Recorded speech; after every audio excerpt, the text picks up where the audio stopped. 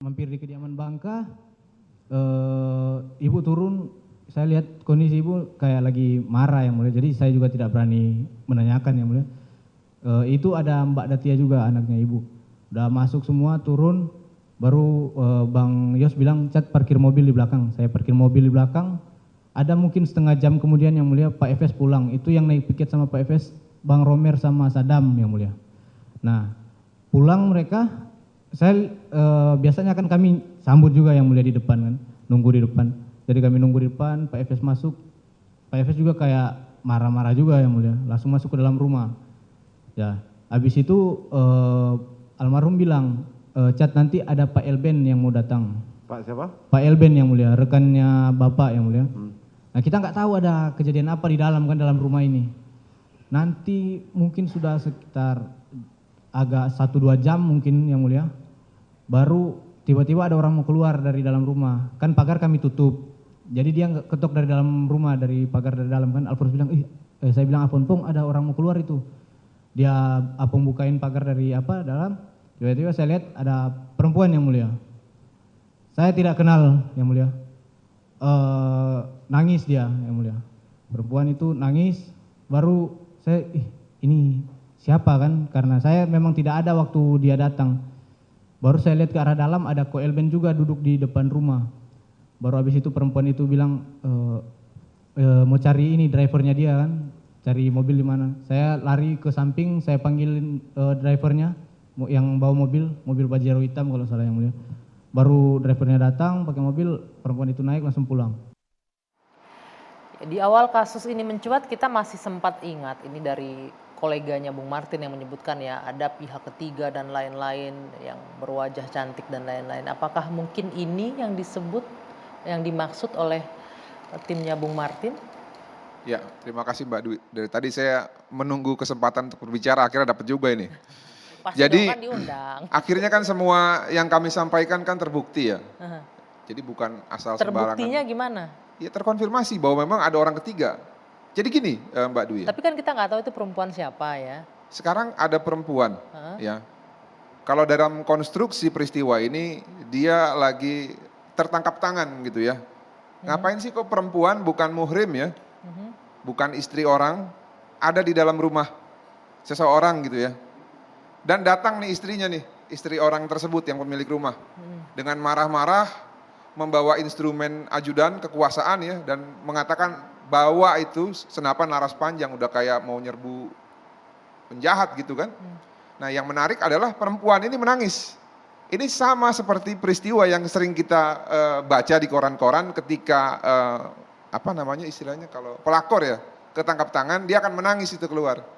Nah yang menariknya, mau tahu nggak Mbak Dwi ciri-cirinya wanita itu seperti apa? Ya. Yang Anda ketahui ini ya? Yang kita ketahui nih, ini pasti ini A1 nih. Rambutnya pendek. Wah, rambut saya pendek nih, jangan. Bukan kulitnya manis-manis sama matang tapi agak-agak coklat lah gitu. Nah ini profilnya kok mirip sekali gitu dengan si cantik-cantik yang sering dibahas oleh rekan saya. Apakah dia atau bukan? Nah ini misteri. Oleh karena itu ya, tadi kan ada disebut namanya Ko Elben. Iya. Nah, yang jadi pertanyaan, apakah yang bersangkutan ada di dalam list berita acara pemeriksaan?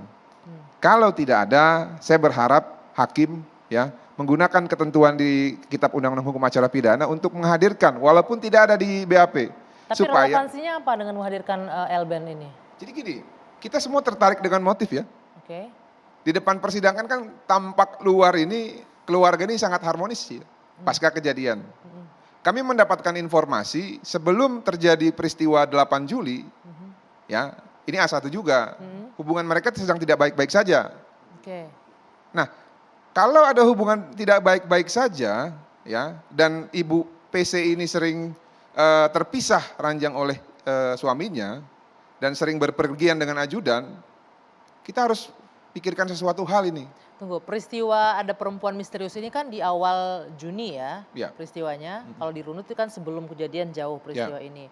Nah kita juga pernah ingat, kita pernah mengundang juga, mungkin kami masih punya videonya, bagaimana pihak kuasa hukum dari PC ini menghadirkan keharmonisan keluarga di Magelang ketika ulang tahun. Kita lihat dulu bersama ya, video merayakan hari jadi pernikahan antara FS dan PC di Magelang tanggal 7 Juli persis malam sebelum kejadian pembunuhan itu.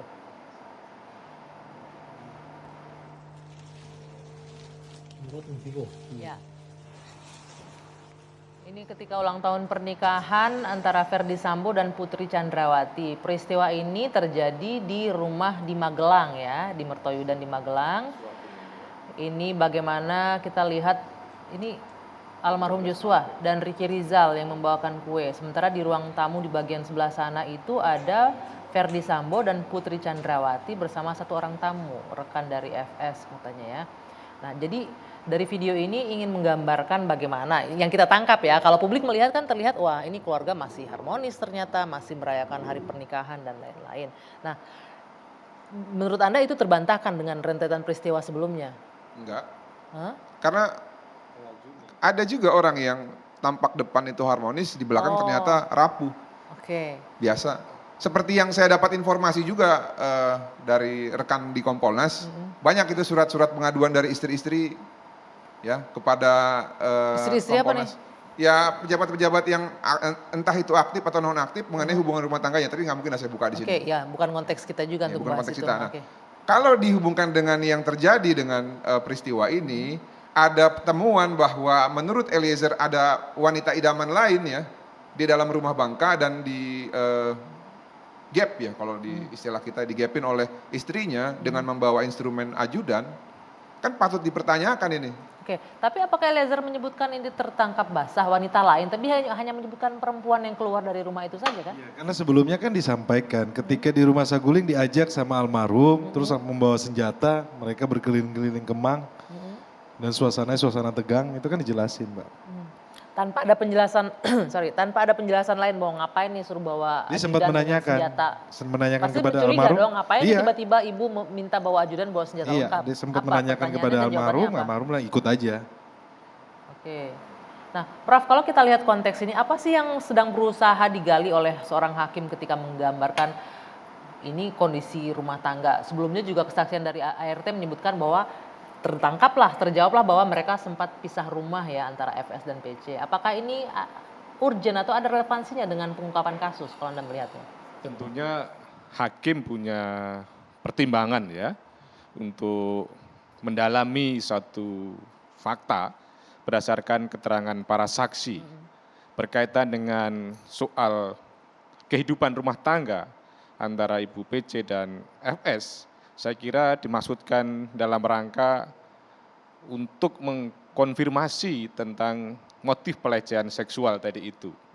Apakah betul atau kemudian hanya karangan saja?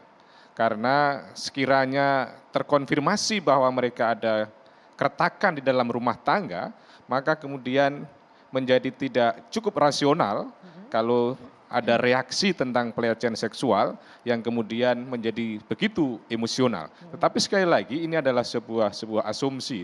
Tetapi apapun narasi yang berkembang di dalam fakta persidangan, tetap hakim dalam rangka mengkonstruksikan pembunuhan berencana itu tadi itu. Dan ini juga untuk membantah tentang sejauh ini masih ada konsistensi dari penasihat hukum terdakwa bahwa ini adalah karena reaksi terjadinya motif pelecehan seksual tadi itu.